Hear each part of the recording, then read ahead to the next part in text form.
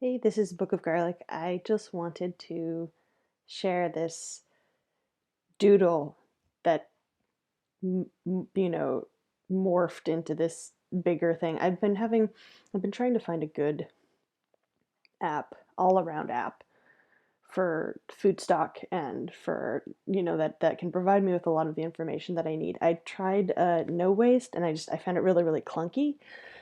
I definitely wouldn't pay for it. I've seen other apps like there's a lot of browser-based stuff, and I guess now apps like Supercook, which are like they're intriguing as an idea. Supercook does some interesting things where you can basically enter in all your ingredient information. It will find recipes for you. Uh, I feel like this is the sort of thing that a lot of apps are sort of circling around, and not quite making it to. I feel like um, you know, Under Armour and their app, MyFitnessPal, they really should have something like this. And I will just say this right now: I am completely and only very recently self-taught when it comes to spreadsheets. Like I literally just like 2 weeks found out about what data validation was. So you have to bear with me here. Um, anyway, so I mean, I don't know. One of the problems I had with like No Waste uh, was that it there's not a desktop version, and frankly, I need a desktop version in order to make all of the information they expect me to put into it relevant to me beyond the little rectangle of my phone. It's just not enough. So I was just messing around with this. This is obviously going to be relevant to me.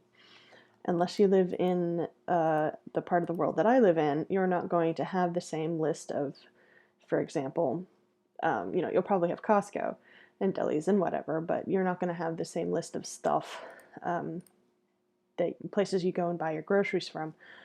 So the way that I did this, I started basically you just have your standard list of stuff.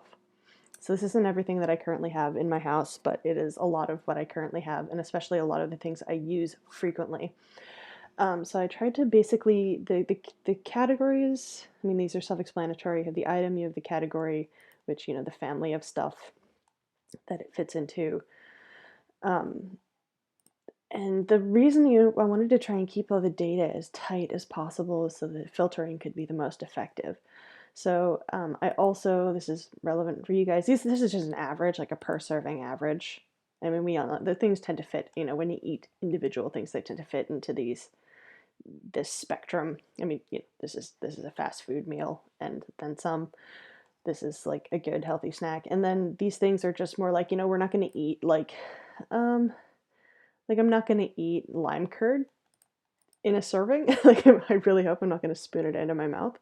But it is because it is a calorically dense thing, but it's a calorically dense ingredient rather than a calorically dense serving. So I might not use very much of it if I have like a finished item. See, like guacamole is something I made right there. You can see that I made that. Um, then I know that I'm going to be eating it per serving. But if I have avocados, I'm not necessarily going to be eating that. But I know that they're in the upper range of medium to dense calorically. So the reason for this is so that probably it's going to be more useful in this category for finding things that are single serving or snack or whatever. Good to know. The staple category is it something I constantly have.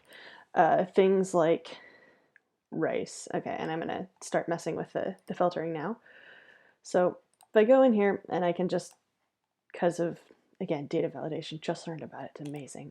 I can look at all the stuff that is my staples. These are all the things that I can buy, that I buy on a regular basis and that I will want to continue buying. So eggs, tuna, frozen fruit for smoothies. That's really common for me. So that's one way that I can do that. And I will now turn that off. Same with storage. I can tell what is where. It means that I know when to look in like my freezer or whatever. One of the things too is when I need to build a shopping list. Um, I was originally going to try and do like a separate list, but it didn't make sense. So instead, if I go over here to quantity, and I look for everything that's NA, this is quantity by weight. This is quantity by unit. So if I go and I say I want to see everything that I have less than 74, okay, I have less than 0.75 of, so like 75% of, it's going to show me all of the stuff that's, and I can also do that. I'll do that in a way. It will show me all the lower quantity stuff here. And I can do a similar, because I do it in a range, I can do something similar here with the weight quantity if it's going to be something that I get in bulk, for example. So I can always see, like, I mean, like capers, or, I'm going to turn it around. Anyway, I'm still learning about this stuff.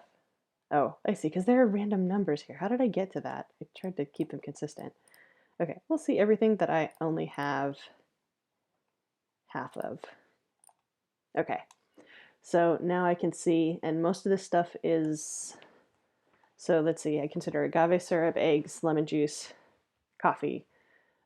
If it's a big bag, and I can also, again, do that by weight, and do that by grams because it's just easier, I'll be able to know. And then these are the things on my shopping list right here. So if I want to go do, let's see, I will select all, I'll give it back. If I want to just see all the stuff that's on my shopping list, again, stock. This is a determining factor here, because coffee beans, this is a Costco bag of coffee beans, which means it's still a pretty sizable amount in there. Stock, if I have stock and the stock is low, then I can look up everything that's low, and it will, low and none, it will give me all that information. So like, and yeah, I'll notice, I'll see, okay, these are the things that are on my shopping list. If I want to, everything that's true is going to give me all the check marks. There's my shopping list. I can export that to my phone. I can print it. I can even say, okay, listen, I'm not going to Costco today. Might go to Donald's and No Frills, but let's say I'm only going to No Frills. This is my shopping list for No Frills. I can do cost averages if I want to. I can do use by date, so if I buy something that's very perishable, as long as I make sure that I keep track of when I bought it and when I should use it by, then I can also look up stuff by the date of when it comes up quickly. So December, ice cream is clearly not going to expire December 2nd. I really hope not. Also, it's definitely more than that.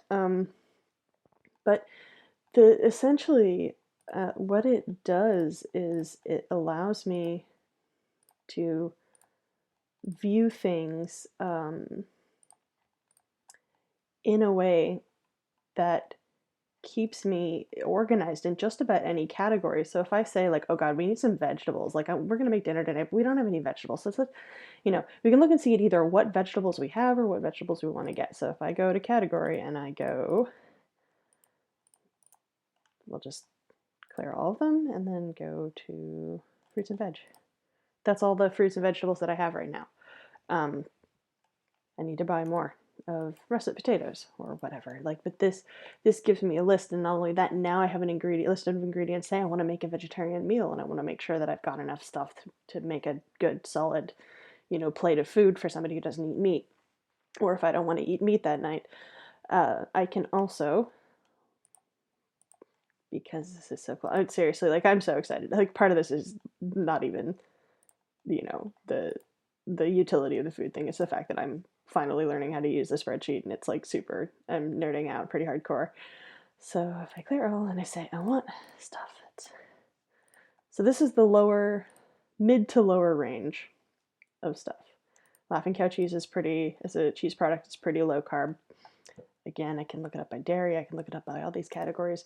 And I'm gonna, post a publicly editable version of this. You should be able to copy it, use the copy function, make a copy, and make a copy into your own, from an open link, make into your own Google Drive account, and then you can make these adjustments if you know how to do things like, and I'm just going to go over this really quickly because, I only just learned it, and I feel like it's probably one of the things that it helps if you know. So create a new filter, but there's so many toys. So say I turn that off.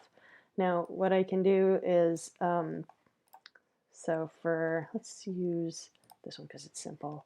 So I select G, I unselect my header I right click or I go to data and I go to data validation. And now what I can do is I create a list of items. It's the second one. And these are become a drop down menu, which means there's no typing into the, you don't have to type into each individual cell. You can just drag it down. It will open. It will show you your options here, and you can customize those in any way that you want. That's what I did with these. And that way, when you do your filtering, it means that, you're not, so like when I come up with 1.74 here, that's not what I intended to do. I intended to do that. When I came up with that, that way these are going to be a little bit more random. It's going to be harder to filter by them because of the fact there's going to be a lot more variables. Try to be consistent. In fact, maybe I might even make that a restricted, 0 to whatever, and do it on a percentage basis. But like, yeah, like here with the quantity, with it's the metric quantity, so it's like, all the way up to a kilogram plus, or nothing at all. And if I have nothing at all and it's something I want, I can filter by not applicable, 0, and I'll be able to get a list of all the stuff I'm out of stock. This is just an immediate guide to look. It's also, low, none. So yeah, just a really quick, hopefully, hopefully this is useful for people. I hope that it is, because I'm finding it pretty damn useful. Let's see, I did 4 pieces. And I kind of hope, what I would prefer is that, obviously everybody, is not going to be convenient for everybody to use a spreadsheet, and everybody is going to have their own personal different needs. And, you're going to put your own list of places you go shopping in here. But the thing is, there should be an app that should be able to do this and also allow you to have this kind of view comfortably. And it should have there should be a proprietary app that does this. I was a cook for about 12 years. I'm not a cook anymore. Obviously, I'm moving slightly more in the direction of a little bit more technologically relevant occupation. Not that it is not, but the thing is there should be an app like this for cooks, because tracking stock and rotating stock and making sure there isn't food waste is one of the primary jobs of working in a kitchen. So the fact that there isn't, you should be able to put this on an iPad and just walk around and do it. You'd use sales vendors. Anyway, that is my idea. You should check it out. I'm going to post a link to a template.